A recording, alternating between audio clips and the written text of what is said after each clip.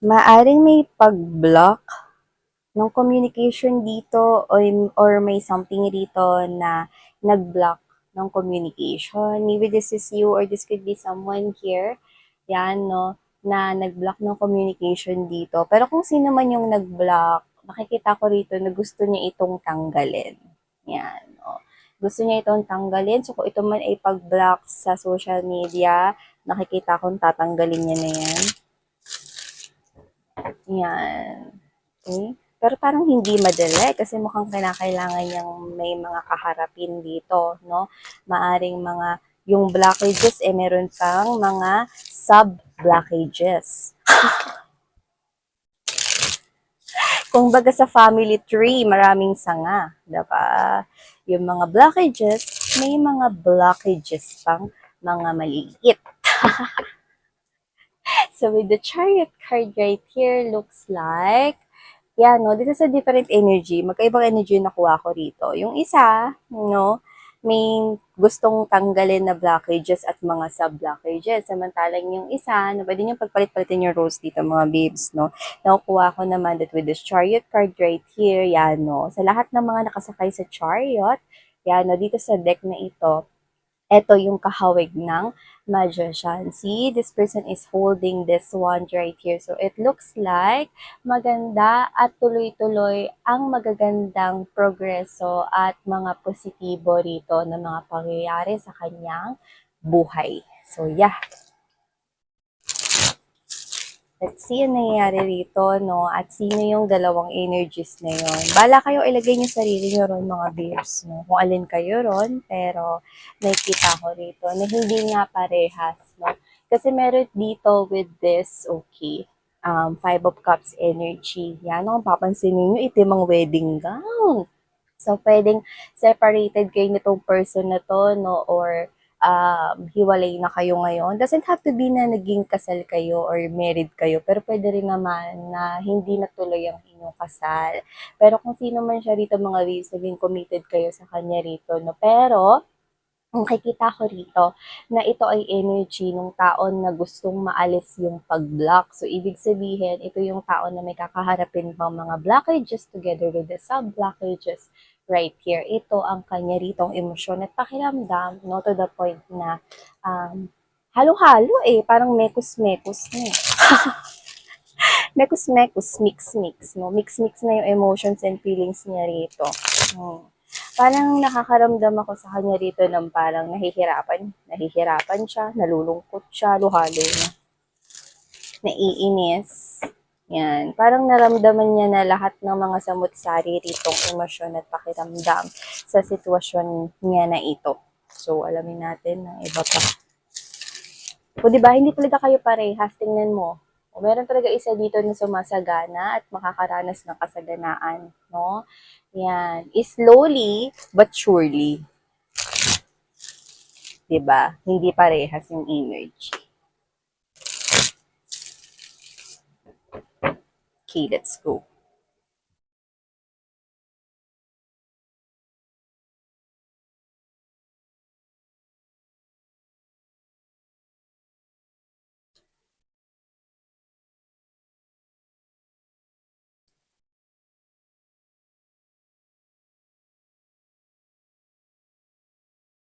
Ilatag naman na natin lahat, mga babes, no, bago natin basahin ito para makakuha tayo ng mas malinaw na information here.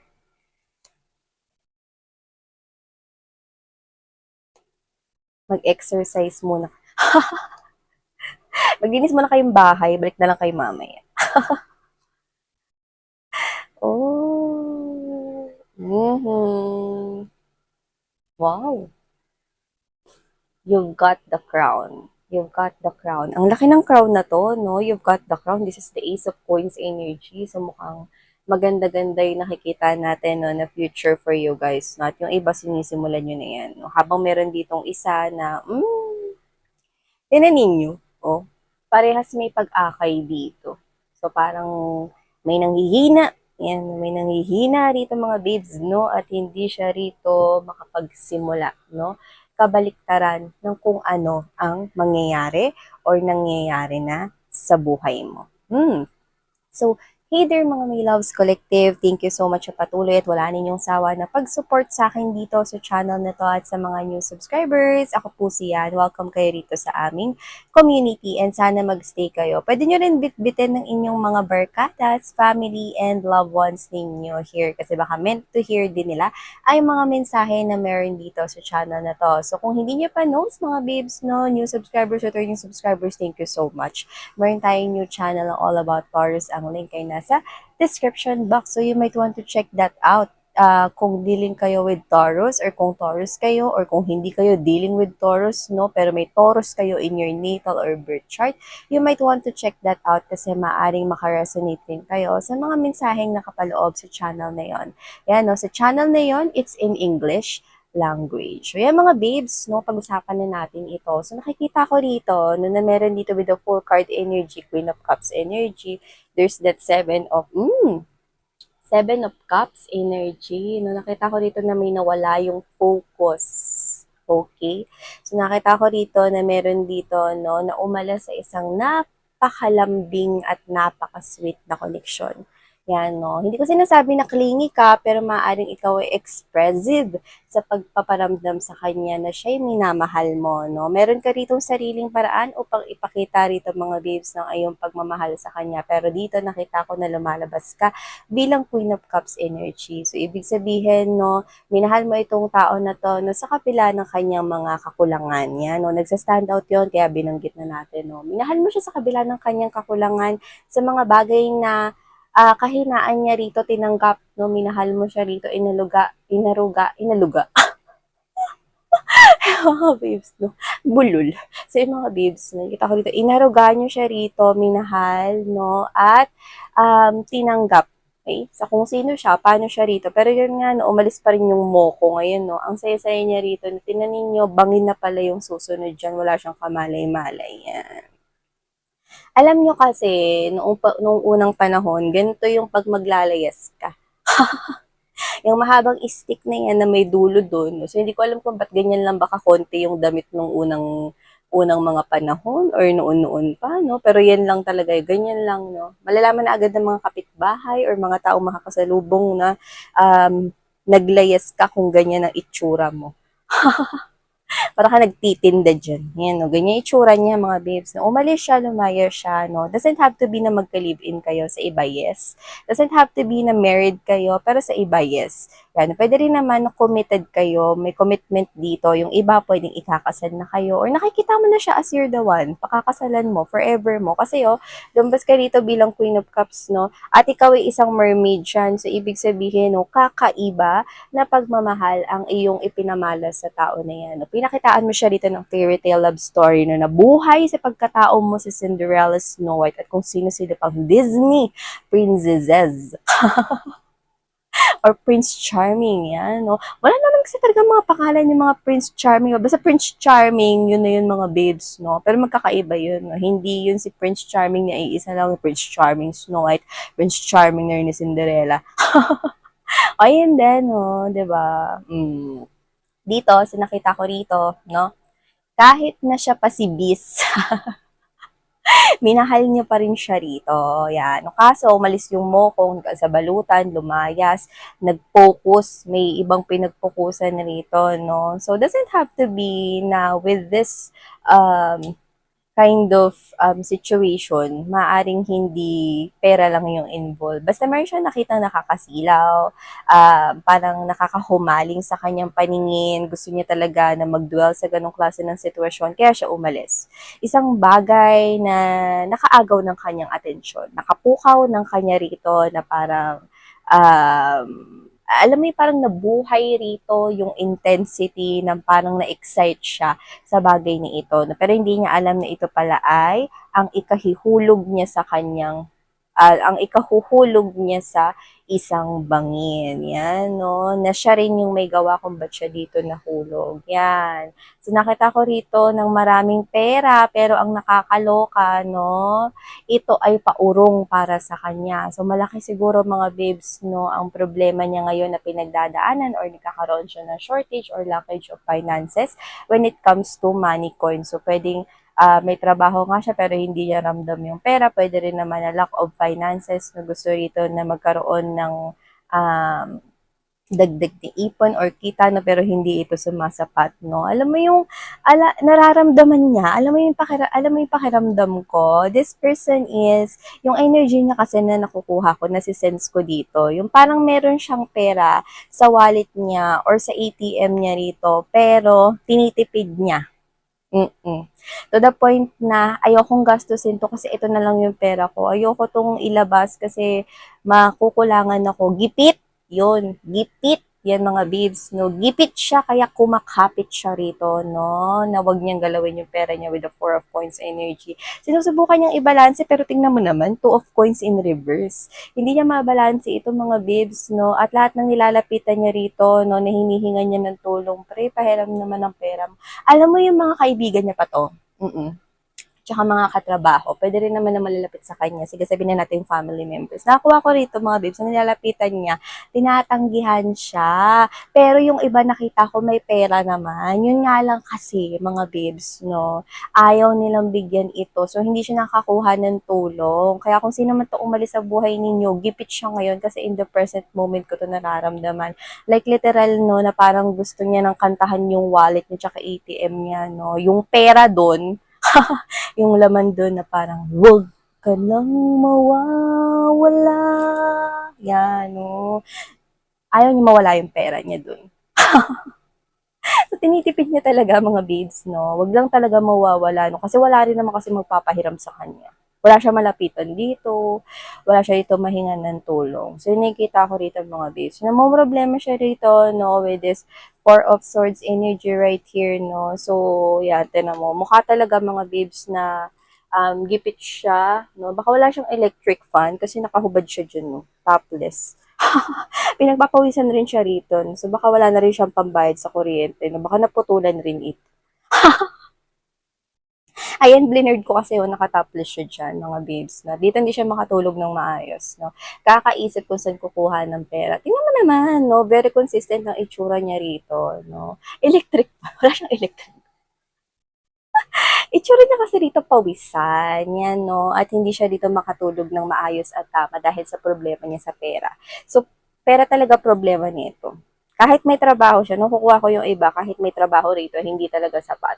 Gipit. Ganun yung nakukuha ko sa kanya rito, no? Samantalang itong energy mo nasa yung corona girl. Ayan, nasa iyo rito yung swerte. So, kung hindi mo pa nararamdaman to, paakyat ka.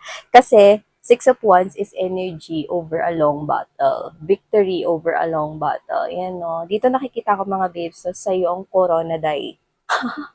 Or sa'yo ang corona dito, pre.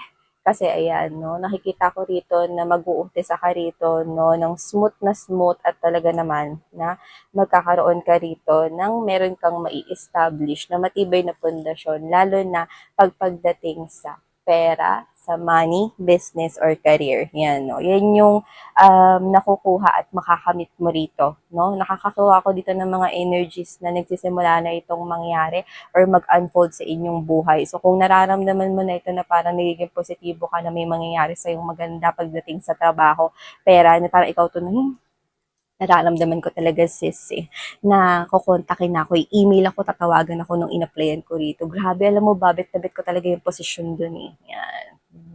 Gusto ko talaga, alam mo, feel ko talaga, ito na yung hinihintay ko na yun. Yan, no? Ramdam nyo na yun, like you know it already, no? Sa self mo rito, napaangat ka. Yung iba na experience nyo na, nagsimula na ito, no? Kasi yung iba, mga babes, no? Matagal na to nangyari for you guys, no? Nagsimula na kayo rito, nakakuha na rin ako dito na meron na kayo rito mga napundar for yourself, yung mga house na ganyan, or kotse, no? Dati siguro hindi ba bili-bili, simula nung kumunik ka pa, or nakakonik ka pa dito sa tao na to before, no, dito sa ex mo, sa past lover mo na to, no, yan. So, alam mo kasi yung asenso, hindi yan biglang boom, hindi yan biglang angat, 'di ba? Pinagpupursigihan yan. Okay? At saka dati, kaya hindi umayos-ayos yung buhay mo rito, hindi gumaan-gaan yung buhay mo nung kasama mo yung tao na yan, kasi hindi ka makapag-ipon. Kaya hindi nga makita rito mga babes, no, yung pag-angat mo or hindi niya makita kahit may trabaho ka no, yung value rito ng trabaho mo or yung kinikita mo, no? Tingnan mo, hindi niya pa nakikita yun, pero sa kanya rin naman palang pupunta. Binibilan mo siya ng shoes, binibilan mo siya ng pangangailangan niya, binibigyan mo siya dito ng pang-apply ng trabaho niya, binibigyan mo siya ng lahat, lahat-lahat na, no? Tapos, kasi nakita ko rito, yan, no, na humaling siya rito sa pwedeng pera, nakakasilaw. Eh, noon pa man, may trabaho ka na, may success na rin ako nakikita sa'yo, pero hindi ka nga umaangat kasi nakadikit ka sa kanya. Yun na nakita ko rito. Okay? Kasi yung kinikita mo, napupunta lang rin sa kanya. Yun yung nakukuha ko rito. Kaya hindi mo maramdaman yung pag-asenso. Pero ang nakakaloka, siya yung hindi niya na maramdaman yung asenso. Kahit na binibigay mo naman yung mga pangangailangan at yung mga gusto lang niya. Diba? Mga damit, jupatos, mga gadget, yan, no? Pera, diba? Nakita niya rito mga babes, no, na parang hindi umaangat yung life niya together with you.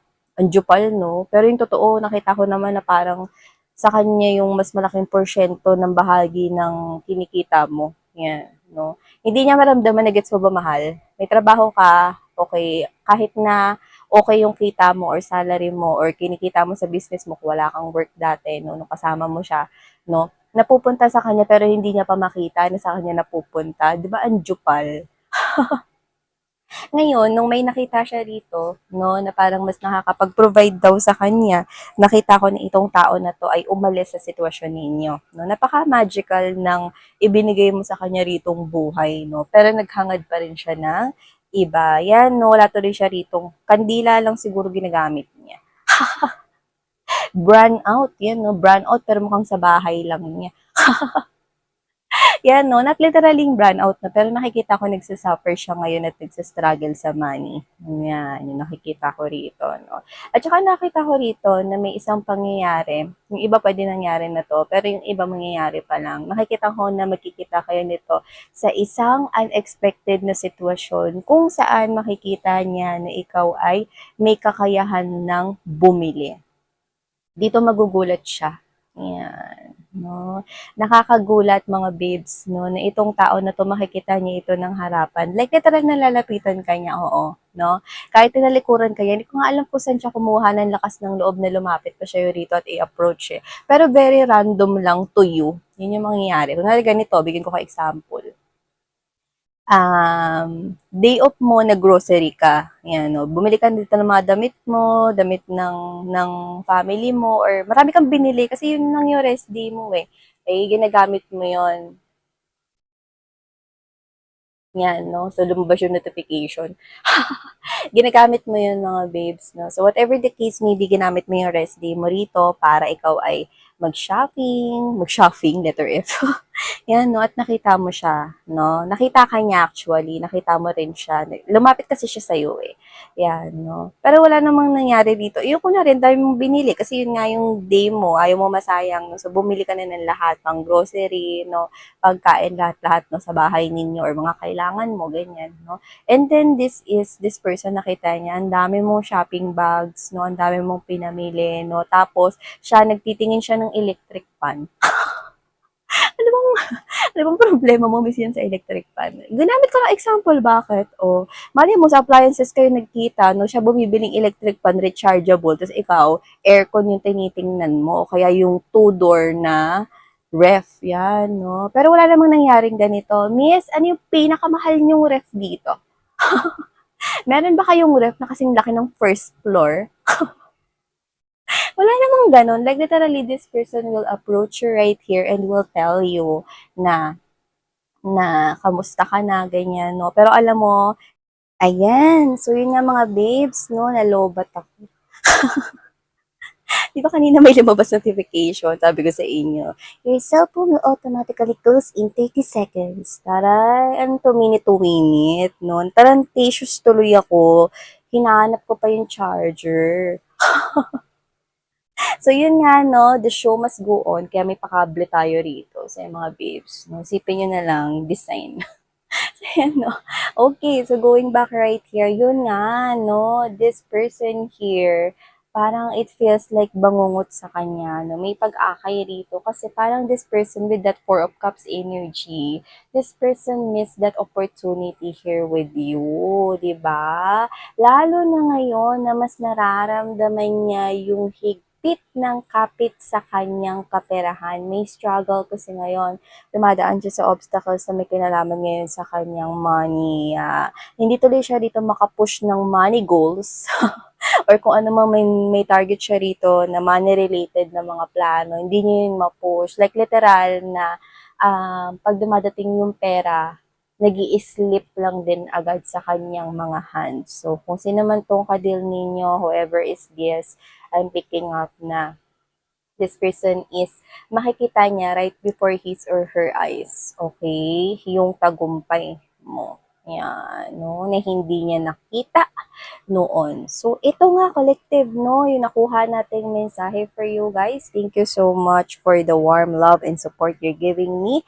Ito muna ang messages. Thank you so much. Love and light. Sarangaya. Annyeong.